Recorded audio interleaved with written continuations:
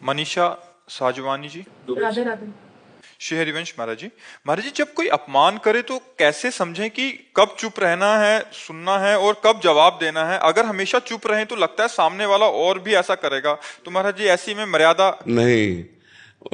भगवान शंकर कह रहे हैं, अपने कर्म जाए अपकारी, उमा क्षमा सापहुते भारी।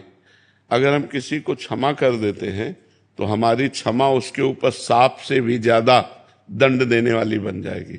अगर हम चुप हो जाते हैं तो मालिक हिसाब करता है, और जब हम हिसाब करते हैं तो फंस जाते हैं।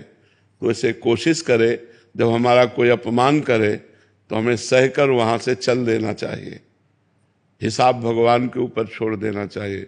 लड़ाई झगड़ा करना, मारपीट करना, हिंसा करना, अपने को बंधन में डाल लेना है। हमें लगता है अपने को बचाए। एक लंबे दुख भोगने से अच्छा थोड़ा कष्ट सह ले।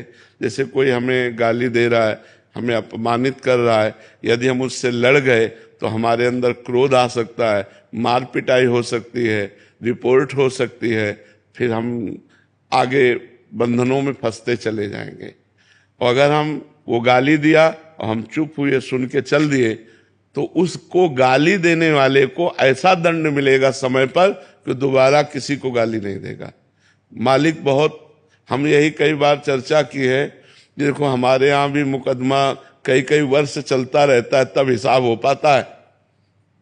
जैसे कोई केस हुआ तो तुरंत थोड़ी होता है, बहुत कहो 4 वर्ष लग जाए उस केस के सुलझने में, कहो 10 वर्ष लग जाए। तो ये तो एक देश की बात है और अनंत ब्रह्मांडों का हिसाब है। तो हमारे प्रभु के यहाँ कहते हैं कि देर है पर अंधेर नहीं, कहते ना, थोड़ा देर तो लगेगी कि आपको वो गाली दिया तुरंत उसको चोट नहीं लगेगी, पर समय आने पर ऐसी चोट लगेगी कि जिंदगी में गाली देना भूल जाएगा। अपने को सहना चाहिए। ज्यादा विरोध और लड़ाई झगड़ा और हिंसा आदि करने से हम खुद बंधन में पड़ सकते हैं। तो हमारी सलाह तो यही है कि अगर कोई गाली दे तो चुप हो जाए, कोई अपमान करे तो सह ले, अपना कर्म मान करके कि कोई हमारा बिगड़ा हुआ कर्म होगा। अब हम तो साधु वेश में हैं तो यही समझाएंगे, हम तो यही कहेंगे कि अगर वो गाली दे रहा है तो हम सह जाते हैं, और वो हमको अपमानित कर रहा है तो चुपचाप चले जाते हैं। हिसाब भगवान के ऊपर छोड़ दें, क्योंकि जितनी जेलें भरी हिसाब करने में ही तो भरी है। कहीं हम गलत कर बैठे, कहीं हम हिंसा कर बैठे तो कानून का अपराध हमारा बन जाएगा, कानून के विरुद्ध हमारे आचरण बन जाएंगे, तो हम भी अपराधी माने जाएंगे। तो इसलिए हम मारे पीटे नहीं, हिंसा ना करें, क्रोध ना करें, सह जाएं, भगवान से प्रार्थना करें कि हे भगवान उसकी भी बुद्धि शुद्ध कर दो। उचित तो ये है कि हम उसके लिए भी अच्छा सोचें कि भगवान अगर आप इसकी बुद्धि शुद्ध कर दे तो गाली देना बंद कर दे, ये भी एक अच्छा आदमी बन जाए, तो आप इसकी बुद्धि शुद्ध कर दो। हम तो यही प्रार्थना करेंगे कि भगवान सबकी बुद्धि शुद्ध करें, लड़ाई झगड़ा ना हो, एक दूसरे का अपमान ना हो, एक दूसरे को दुख देने वाले वचन न बोले जाए। पर आज नाक में गुस्सा रखा है सबके, नाक में गुस्सा, जरा सा धक्का लग जाए तो आदमी आदमी के ऊपर एकदम टूट पड़ता है। हो सकता है वो बैलेंस बिगड़ गया, उसका धक्का लग गया, तो अपने को बोलना है कोई बात नहीं, कोई बात नहीं, आप संभलिए और आगे बढ़िए।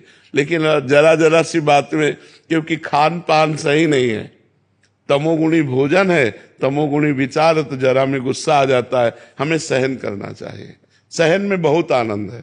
जब हमें सहन ना हो तो रो देना चाहिए भगवान के सामने, प्रभु हम तो असमर्थ हैं, आप समर्थ हो, आप देख लो।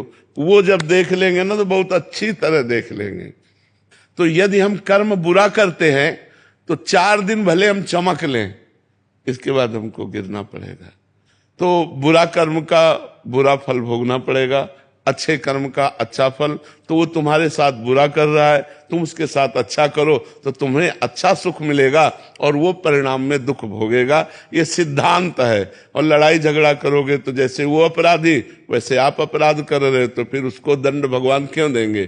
फिर तो आप भी अपराधी कर, उसने गाली दिया आपने गाली दे दिया, उसने विरोध किया आपने विरोध किया। उचित बात है हम विरोध न करें, हम गाली न दें, हम सह जाएं।